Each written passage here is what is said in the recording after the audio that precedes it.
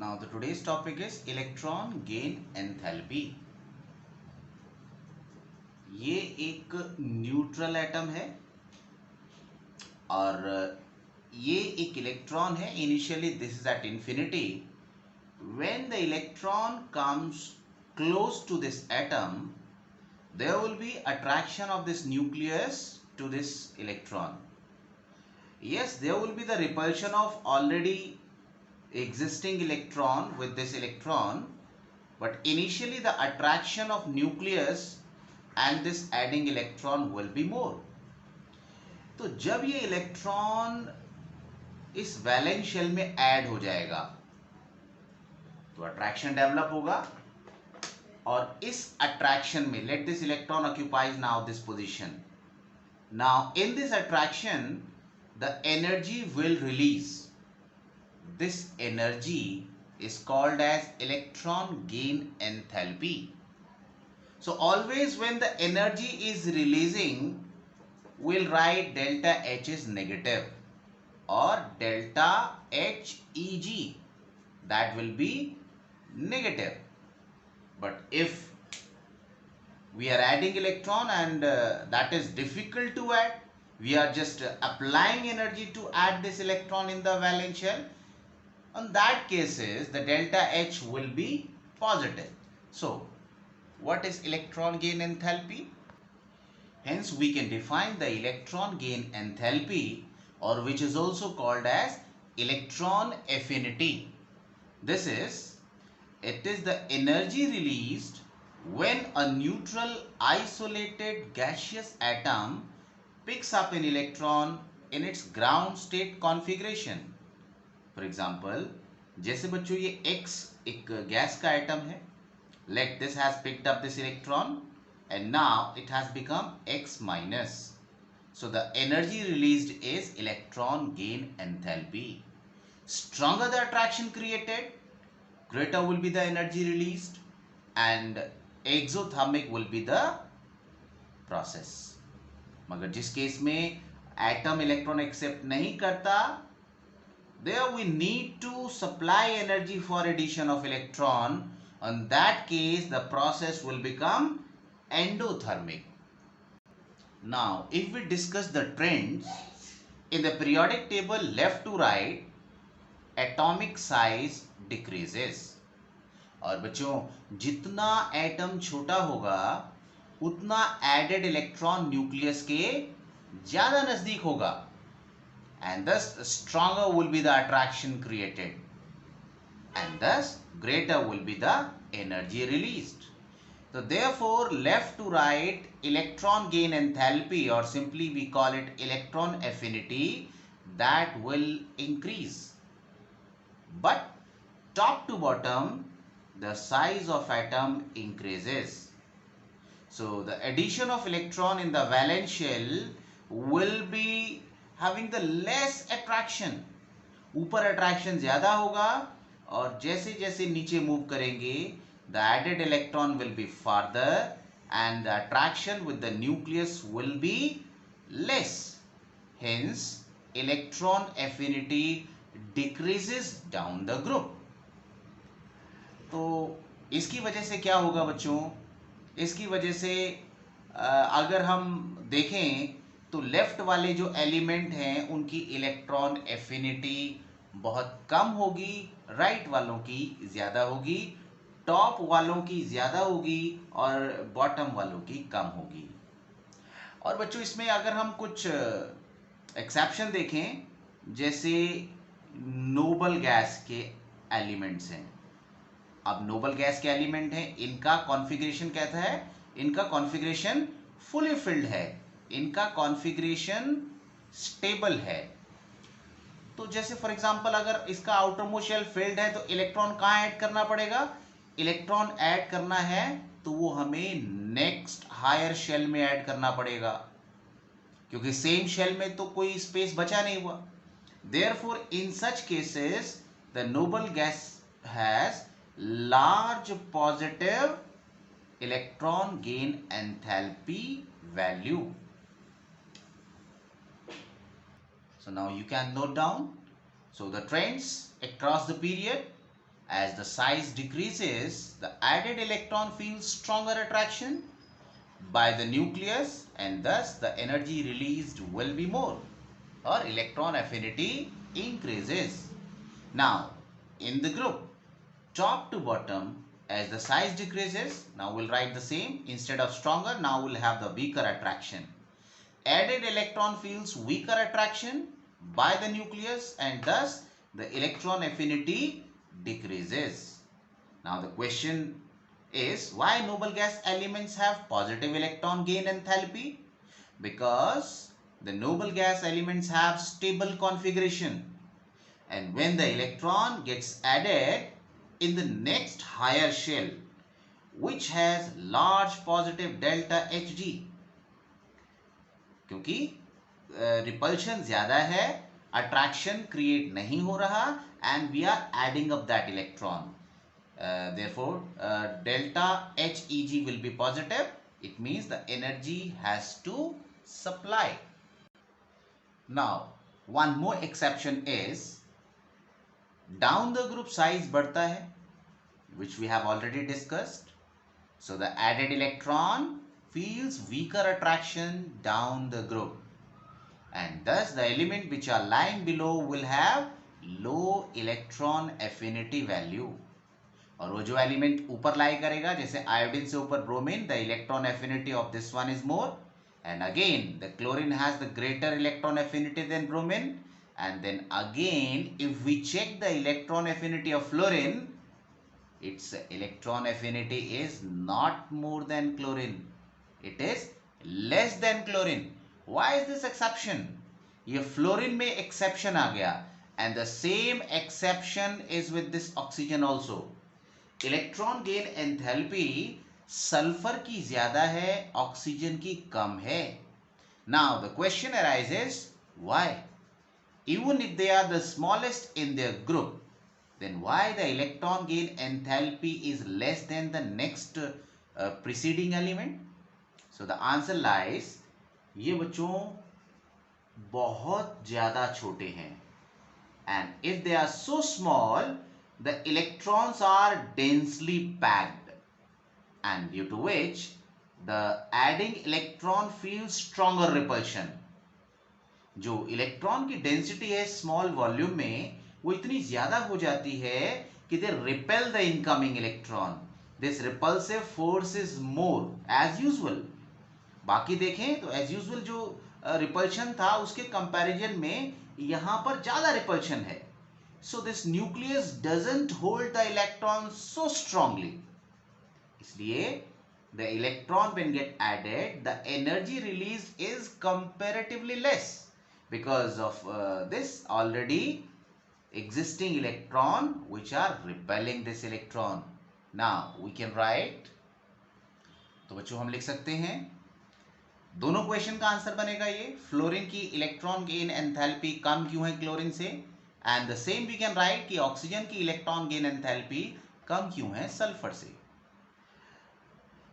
Minus delta H E G यानी electron gain enthalpy of fluorine जो है, fluorine की लेस नेगेटिव देन क्लोरीन, यानी कम निकलती है energy, because fluorine is very small and therefore has high electron density.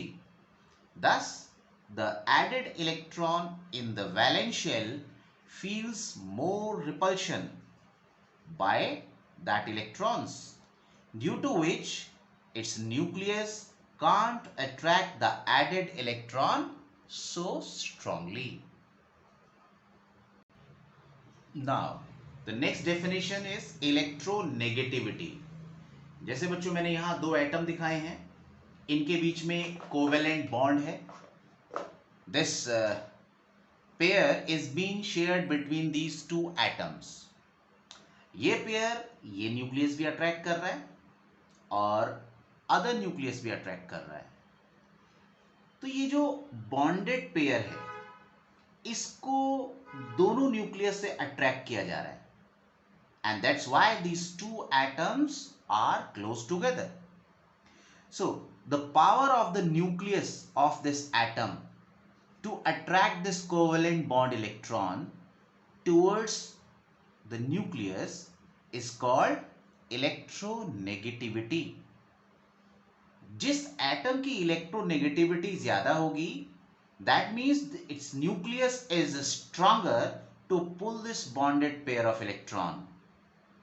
तो electron pair उस atom की तरफ शिफ्ट हो जाएगा, and thus the more electronegative atom will acquire partial negative charge and the other one will acquire partial positive charge. Thus, electronegativity is the power of the nucleus of the atom to attract the bonded pair of electron towards their nucleus. बच्चों, जो electronegativity है ये एक comparative term है.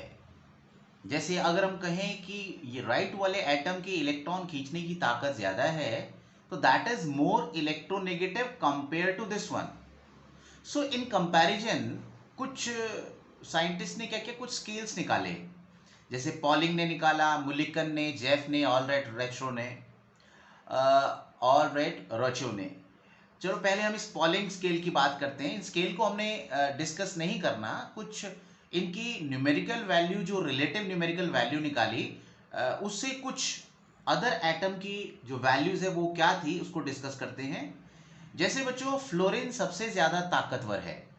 It has the highest electronegative value, so it is considered as 4. So now in terms of this fluorine, the electronegativity of oxygen was found to be little less, that is 3.5. Then nitrogen 3, carbon 2.5, hydrogen has 2.1, phosphorus 2.1, sulfur 2.5, chlorine 3, bromine 2.8, iodine 2.5. ये कुछ मैंने main बच्चों elements लिए हैं जिनकी electronegativity मैंने polling scale पर लिखी है. इसकी कोई यूनिट नहीं है because it is comparative term. Now in order I have written it like this. सबसे highest फ्लोरीन है, then oxygen, then nitrogen. ये नाइट्रोजन और क्लोरीन, इनकी इलेक्ट्रोनेगेटिविटी यहां पर बराबर है. And after that bromine, iodine, sulphur और क्लोरीन, इन तीनों की बच्चों इलेक्ट्रोनेगेटिविटी बराबर है. And after that P and H. इसको आप टेबल से याद करना चाहें, सेंटेंस बना ले कोई, जैसे बना सकते हैं फोन कलीबर ISCPH. तो इस तरीके से बच्चों कोई भी आप ह्यूमरस सेंटेंस बना के इनको सीक्वेंस में चाहे तो याद रख सकते हैं. इनकी इलेक्ट्रोनेगेटिविटी का कंपैरिजन आपके माइंड में ध्यान रहेगा. Now the factors on which electronegativity depends. Let us discuss first these two factor. पहला है बच्चों साइज. साइज हमारा जितना छोटा होगा उतना जो शेयर्ड पेयर ऑफ इलेक्ट्रॉन होगा that will be close to its nucleus. क्योंकि बच्चों शेयरिंग तो वैलेंस इलेक्ट्रॉन से होती है. If the valence electron is close to the nucleus, then the bonded pair will also be close to the nucleus.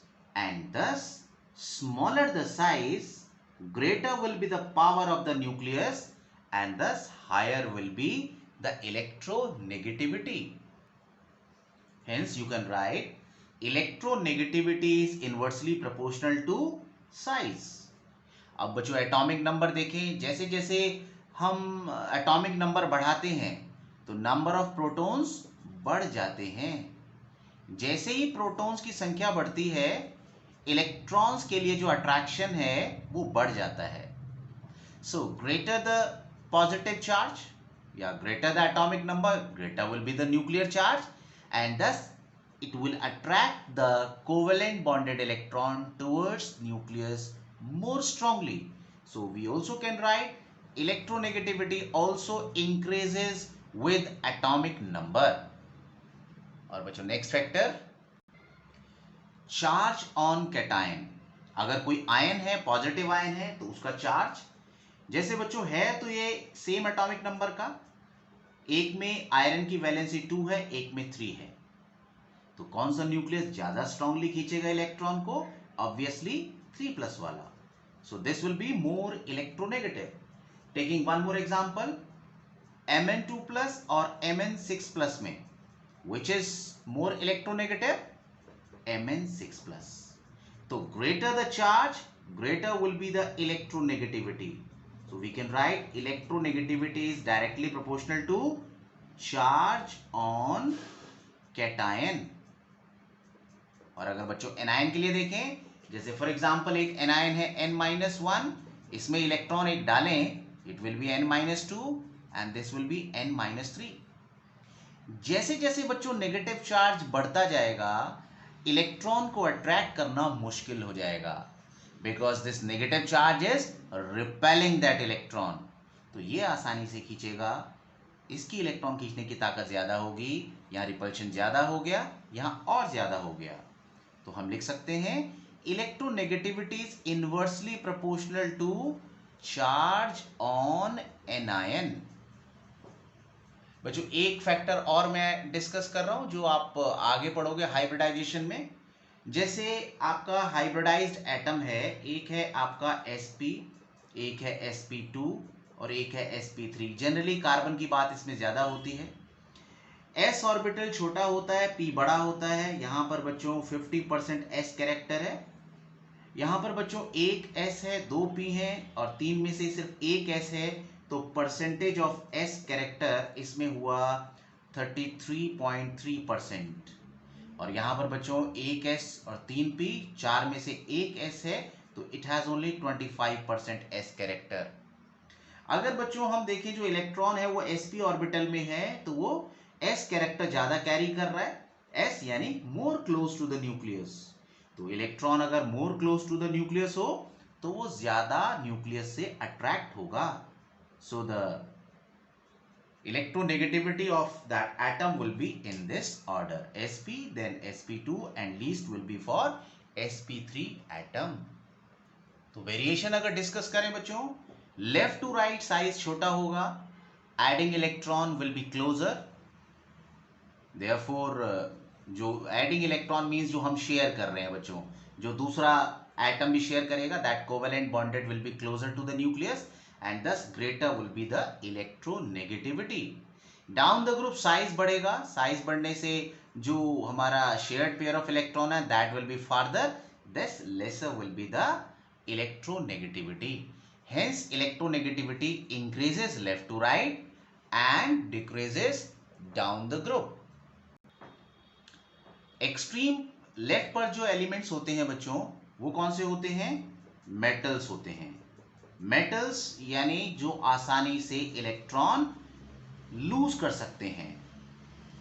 तो बच्चों जो आसानी से इलेक्ट्रॉन लूज करेगा, तो उसके आपके हिसाब से वो ज्यादा इलेक्ट्रोनेगेटिव है या कम? यस बच्चों, वो हमारा कम इलेक्ट्रोनेगेटिव होगा. यानी इलेक्ट्रोनेगेटिविटी का रिलेशन अगर मेटालिक कैरेक्टर से निकालें, मेटालिक ज्यादा तो इलेक्ट्रोनेगेटिविटी कम. तो यहां पर बच्चों मेटालिक कैरेक्टर से आप रिलेशन लिख सकते हो, और इसका वाइस वर्सा भी करेक्ट होगा. तो अगर नॉन मेटालिक ज्यादा है यानी इलेक्ट्रॉन लेने की पावर ज्यादा है, तो उस केस में वो ज्यादा इलेक्ट्रोनेगेटिव होगा.